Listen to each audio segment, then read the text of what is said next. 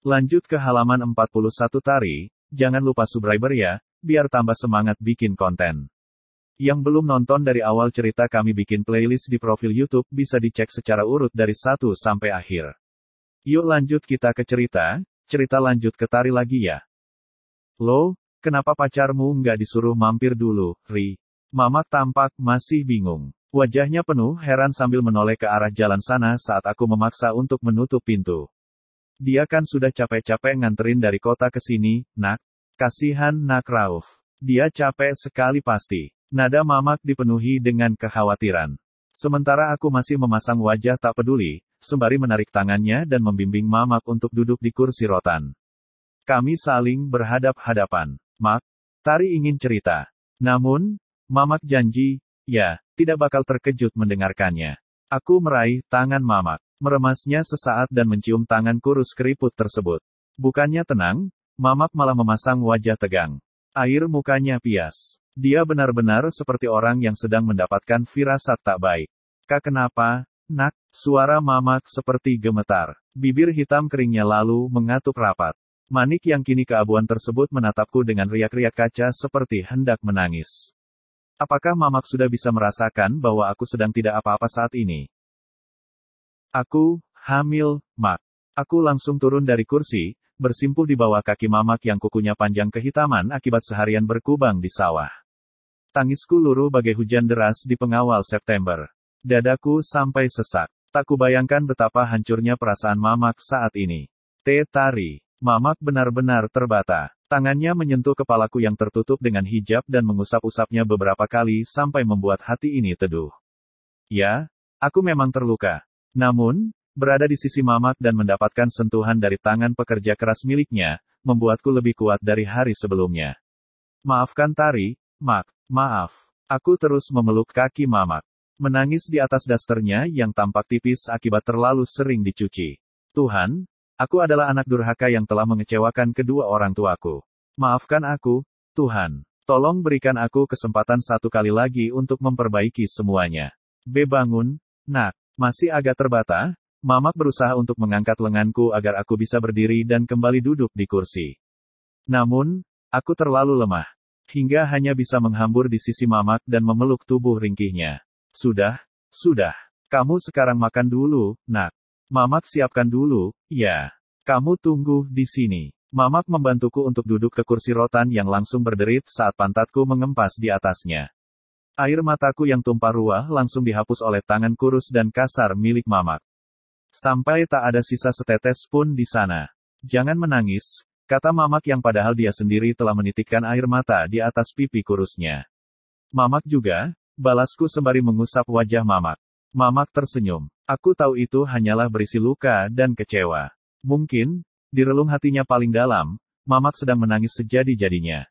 Dia hanya berusaha untuk tampak tegar di hadapanku yang sebenarnya mau tumbang akibat takut luar biasa. Sebentar ya, nak. Kamu istirahat dulu. Sambil menunggu, Mamak bikinkan teh manis untukmu. Mamak langsung bergegas ke belakang. Aku benar-benar tenang saat ini. Setidaknya Mamak tak marah atau pingsan sebab mendengar pengakuanku. Tinggal Bapak. Semoga Bapak setali tiga uang dengan Mamak. Tak kambuh penyakitnya sebab aib yang tiba-tiba kubawa masuk ke rumah tua penuh sejarah ini. Mamak datang lagi dengan secangkir teh di tangan kanannya.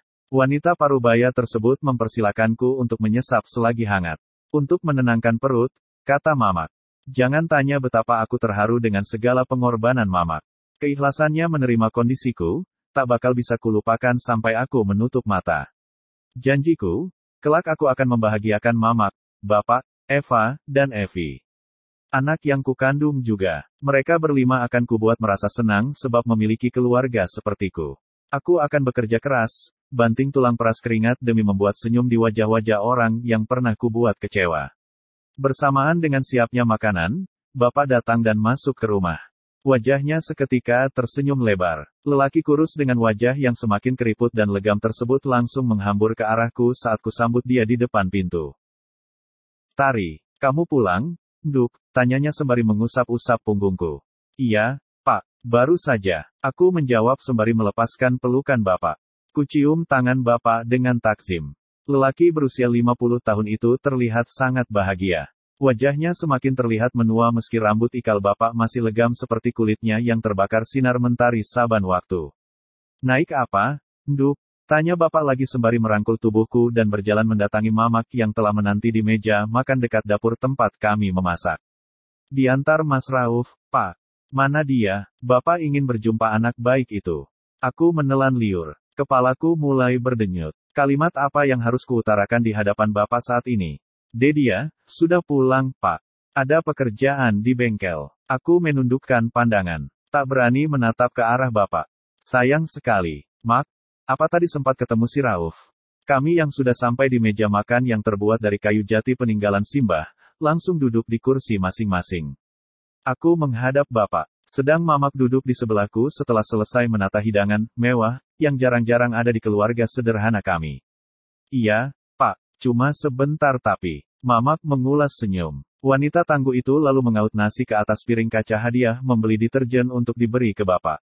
Padahal hari ini Mamak masak makanan enak, ya? Sayang sekali Rauf tidak mampir dan menginap. Bapak terlihat tak kecewa. Ada rasa sayang di manik tuanya saat menyebut nama pacarku tersebut. Ya, aku tahu. Bagaimana keduanya tidak sayang? Selama 6 bulan ini mereka kerap kuceritakan tentang kebaikan hati lelaki yang ternyata biadab tersebut.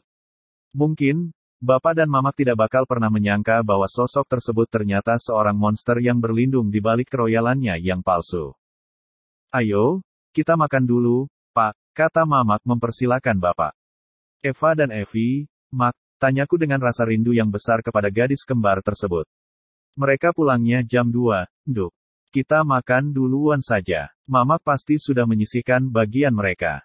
Bapak tersenyum teduh kepadaku. Lelaki itu kini terlihat lebih segar ketimbang saat aku pergi merantau untuk bekerja sebagai kasir di kota. Lagi-lagi aku jadi kebingungan, bagaimana harus menjelaskan duduk perkara ini pada beliau. Sungguh, aku tak ingin menghancurkan kebahagiaan serta merusak kesehatannya yang kini mulai semakin pulih. Baik, Pak, ayo kita makan. Kami bertiga kemudian menyantap mangut lele dan sayur lodeh buatan Mamak. Rasanya sangat enak dan luar biasa membikin berselera. Aku yang kacau pikirannya, kini lahap makan sampai menambah 2 kali. Bapak dan Mamak tampak senang melihat nafsu makanku yang menurut mereka jarang-jarang begini. Kamu makin berisi, Nduk. Senang ya, hidup di kota. Tubuhmu dulu kurus sekali sebelum merantau. Sekarang semakin gemuk. Bapak senang, Nduk. Kalimat Bapak malah membuat hatiku menjadi sangat pilu. Ya Tuhan, aku sungguh tak tega untuk jujur kepada beliau. Pak, Tari, ingin jujur. Tenggorokanku yang tadinya basah sebab habis minum air segelas, kini tiba-tiba terasa kering kerontang. Aku bagai kehilangan tenaga lagi meski sudah makan 2 piring banyaknya. Harus kumulai dari mana? Jujur kenapa, Nduk? Bapak yang baru saja habis menghabiskan air putihnya, langsung meletakkan gelas plastik ke atas meja dan menatapku dengan wajah tegang. Nyaliku makin ciut. Mamak yang duduk di samping, langsung merangkul tubuhku dan mengusap-usap pundak ini. Pak, aku hamil. Bapak terdiam. Wajahnya pias. Ekspresi beliau sama seperti Mamak saat kami mengobrol di ruang tamu. Hamil? Tanya Bapak dengan suara yang lirih. Matanya begitu sendu menatapku. Aku mengangguk lemah. Kugigit bibir bawah ini sekuat-kuatnya untuk menahan longsoran air mata. Dengan Rauf, Bapak bertanya lagi. Matanya semakin berkaca. Aku mengangguk. Tak mampu untuk berkata-kata. Oh, kalau begitu menikahlah, Nduk. Bapak tersenyum kecil. Matanya bagai sinar mentari kala petang menyapa. Redup. Sebenarnya, Mas Rauf itu, kenapa? Dia tidak ingin bertanggung jawab, potong Bapak dengan suara yang masih lirih. Dia suami orang, Pak. Bapak tersentak. Begitu pula dengan Mamak. Keduanya benar-benar syok. Mamak sampai melepaskan tangannya dari tubuhku dan menangis sembari menutup wajahnya dengan kedua tangan. Maafkan Tari. Tari yang salah, Mak, Pak. Hari ini aku benar-benar menjadi seorang pecundang yang telah tega menamparkan wajah kedua orang tuaku dengan sebongkah aib yang tak bisa disembunyikan pada siapapun.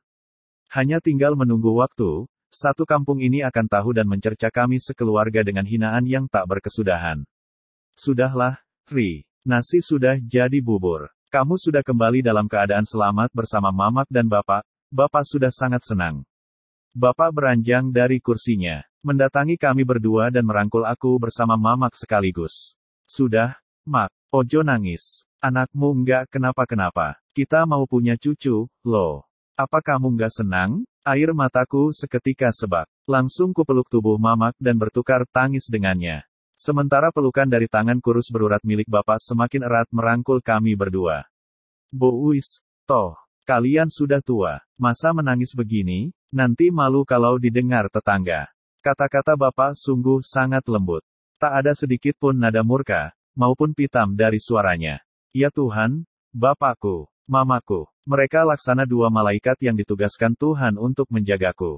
Mereka memang miskin dan tak berdaya, tetapi hatinya sungguh kaya dan begitu luas penerimaannya terhadapku. Aku hanya ingin bersama mereka sampai kapanpun. Melihat keduanya bisa tersenyum bahagia, itu sudah lebih dari cukup bagiku. Kepada Mas Rauf yang dulu pernah kucinta, maafkan aku Mas. Sudah kuhapus namamu di dalam hati ini. Sedikit pun tak ada lagi harapanku untuk bersamamu. Terima kasih atas luka yang kau beri.